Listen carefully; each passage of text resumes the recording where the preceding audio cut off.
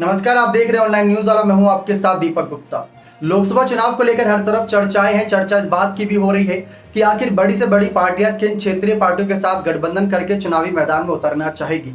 अखिलेश यादव एक तरफ ये बयान देते हैं कि कांग्रेस पार्टी जो राष्ट्रीय स्तर की पार्टी है उनको क्षेत्रीय पार्टियों का समर्थन करना चाहिए, लेकिन जब यही बात अखिलेश यादव पर आती है तो वो कुंडा में जाकर बयान दे देते हैं कि हम कुंडा के विधायक की कुंडी बंद कर देंगे। दूसरी तरफ राजा भैया का पलटवार ये आता है कि किसी माई के लाल में दम नहीं जो कुंडा में हमें हरा कर दिखा दे। तो ये बातें साफ कर दी गई थी। कुछ जुबानी जंग थी जो 2022 के विधानसभा चुनाव से पहले होती नजर आई थी, लेकिन जो बातें अखिलेश यादव कहते हैं वो अपने ऊपर भी लागू करें तो ज्यादा बेहतर साबित रहेगा, ऐसा जनता का कहना है। क्योंकि राजा भैया जब तक नेताजी थे तो नेताजी राजा भैया को बहुत मानते थे।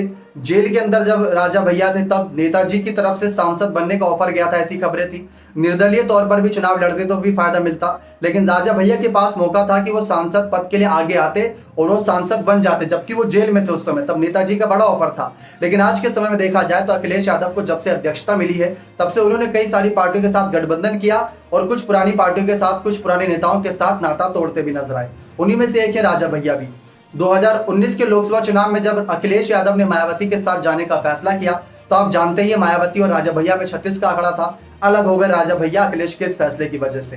राजा भैया ने तो वैसे खुद की पार्टी बना ही ली थी, लेकिन 2022 में उसको आजमाया और उनके 2 विधायक चुनकर आए जो कि बसपा से ज्यादा संख्या थी। अब लोकसभा चुनाव में भी इसी बात की चर्चा चल रही है कि 7 बार तो विधायक रह चुके राजा भैया, लेकिन अगर लोकसभा में आते हैं तो क्या लोकसभा चुनाव में सांसद के तौर पर चुने जाएंगे?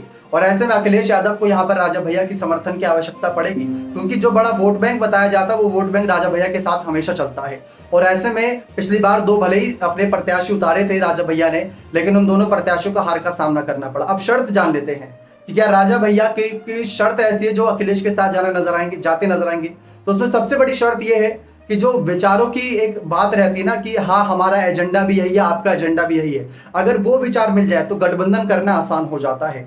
लेकिन पिछली बार का धोखा राजा भैया भूले नहीं, क्योंकि अखिलेश मायावती के साथ गए थे तो बहुत मुश्किल नजर आ रहा है। और इसी मौके का फायदा बीजेपी भी उठा सकती है। राजा भैया जैसे कुछ बड़े नेताओं को अपने साथ लाना चाहती है, उसी में ओपी राजभर का भी नाम है। तो ऐसे में यहाँ पर काफी नाम चर्चाओं में चल रहे हैं।